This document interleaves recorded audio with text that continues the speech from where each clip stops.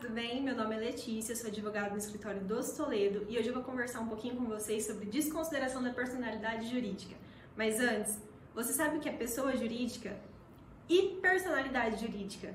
Você sabe os efeitos desse tipo de personalidade? E sobre desconsideração da personalidade jurídica, você já ouviu falar? Primeiramente, o que é pessoa jurídica?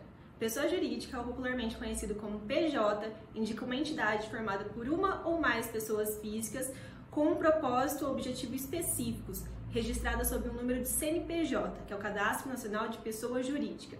Lembrando que, de acordo com o nosso Código Civil, as pessoas jurídicas podem ser tanto de direito público, interno ou externo, mas também de direito privado. E apesar de serem formadas por pessoas físicas que estão registradas sob um número de CPF, que é o Cadastro de Pessoa Física, as pessoas jurídicas possuem direitos e obrigações específicos e é chamada personalidade jurídica. Mas afinal, o que é personalidade jurídica? Veja, é como se a pessoa jurídica fosse uma pessoa comum, ou seja, com nome, endereço, mas também com a possibilidade de assumir direitos e obrigações em nome próprio. Lembrando que a personalidade jurídica só é considerada a partir da inscrição do ato constitutivo no registro próprio, ou seja, se for uma sociedade empresária, é no registro público das empresas mercantis, que é a junta comercial, e se for uma sociedade simples, por exemplo, é no registro civil de pessoas jurídicas. Se a pessoa jurídica, no caso, não estiver inscrita, não tiver um registro próprio, ela vai ser regida pelas normas de uma sociedade não personificada, ou seja, sem personalidade jurídica. Outro efeito decorrente da personalidade jurídica, além da possibilidade de assumir direitos e obrigações em nome próprio, diz respeito à separação obrigacional e patrimonial entre pessoa jurídica e seus sócios ou administradores.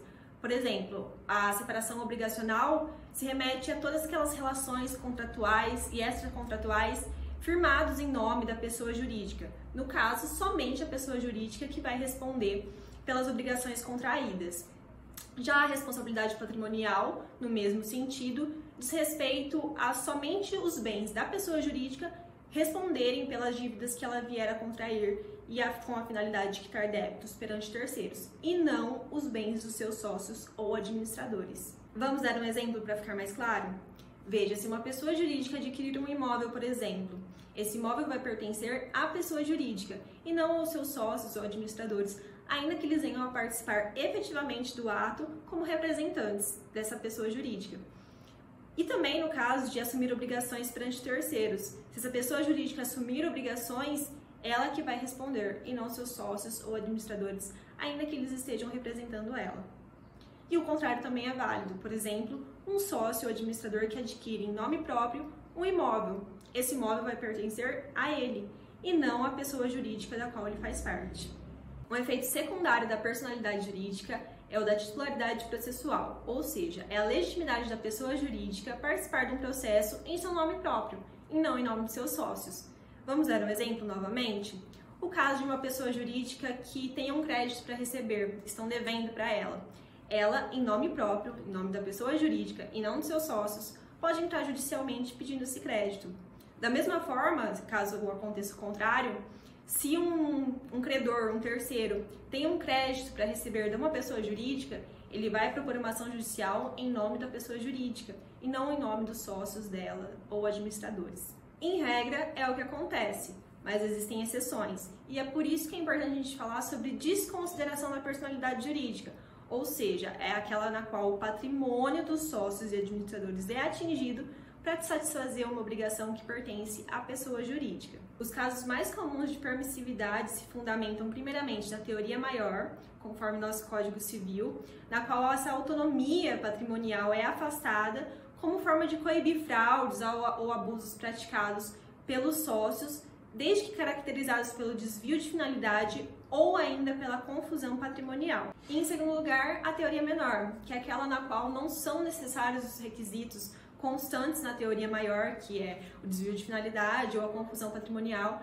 mas basta apenas a falta de bens para arcar com as responsabilidades da pessoa jurídica, devendo atingir, então, o patrimônio dos sócios. Os exemplos mais comuns da teoria menor acontecem de acordo com a Lei de Proteção do Meio Ambiente, a lei antitruste e também de acordo com o direito do trabalho e do direito do consumidor. E veja, a desconsideração inversa da personalidade jurídica também pode acontecer, ou seja, pode ser desconsiderada a personalidade jurídica do sócio, pessoa física, para que seja atingido o patrimônio da pessoa jurídica da qual ele faz parte.